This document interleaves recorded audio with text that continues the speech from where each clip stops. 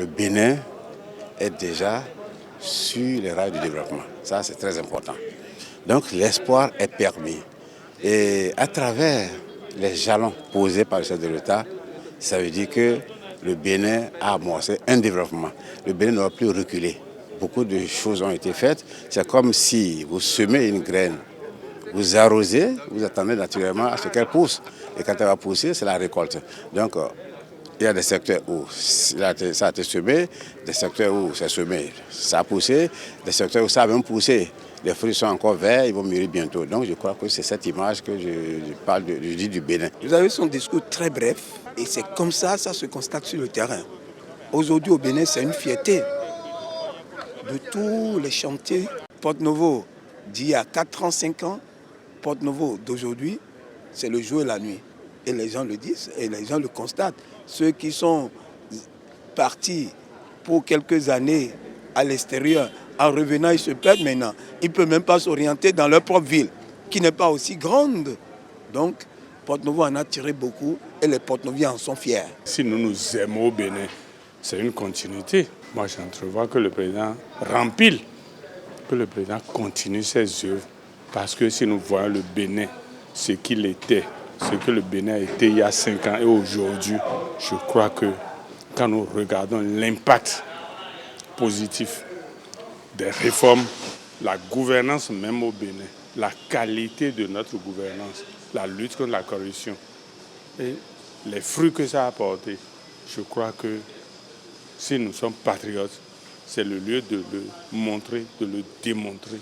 Je demandais à tous les Béninois de croire en ce président qui va nous sortir de la pauvreté, de le suivre, de l'apprécier, malgré nos difficultés quotidiennes. Il dit que de tout ça, ce qui le fait réjouir, c'est l'état d'esprit des Béninois. C'est-à-dire désormais, la gabégie n'a plus sa place, le mercantilisme n'a plus sa place, ni en politique ni ailleurs.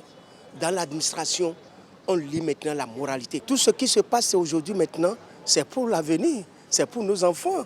Donc la génération montante maintenant, c'est sur quoi se baser pour aller, c'est-à-dire le travail et le travail bien fait. L'intérêt général est à sauvegarder et à respecter. Que veut le peuple? Nous ne voulons rien d'autre que le développement.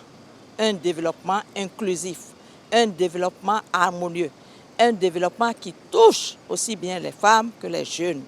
Donc on ne peut pas faire ce développement si on n'accepte pas de changer nos comportements d'hier qui, tout le monde le reconnaît, était vraiment la déviance. Le Bénin est sur les rails comme il l'a dit et je ne pense pas que le Bénin puisse dérailler. Si il y a des gens qui doutent, si il y a des gens qui hésitent, si il y a des gens qui ne sont pas prêts, qu'ils veuillent bien laisser et voir. Ils ont intérêt à joindre cette barque, à joindre ce train du développement qui ne va pas dérailler et qui ne déraillera jamais. En matière de démocratie, en matière de gouvernance, en matière économique, nous faisons la fierté de l'opinion internationale aujourd'hui. Malgré tout le contexte du Covid, malgré le contexte du Nigeria, ces choses-là ont été évoquées, tous les secteurs ont été impactés. Il a salué le fait que désormais, il est important que l'éducation puisse se focaliser sur l'enseignement technique pour que le Bénin puisse, à l'instar des autres pays qui étaient pauvres hier, mais qui aujourd'hui connaissent le développement réel, le Bénin soit dans cette logique d'évolution positive. Ce n'est pas du populisme, c'est du réalisme.